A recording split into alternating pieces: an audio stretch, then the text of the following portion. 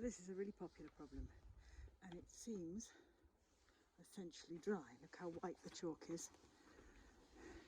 Even the lower holds down there, they seem fairly dry. And then you come up, and then there's this foothold here. And there's no real reason, that's quite exposed, that. There's no real reason why that should be wet when the whole of the rest of the route is kind of dry. But what happens is the water ends up seeping out from inside the block, and it comes out through that gap there, and it wets that area. And you can see how that's so much darker.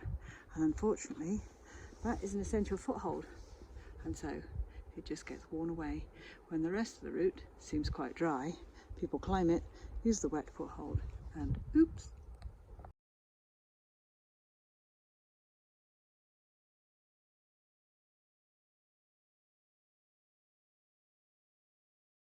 So this hole looks quite dry. It's all kind of pale, and it looks like it's still got chalk on it. But if you put your hand in, it's actually properly claggy in there. And this bit you can see is actually quite dark and very sandy.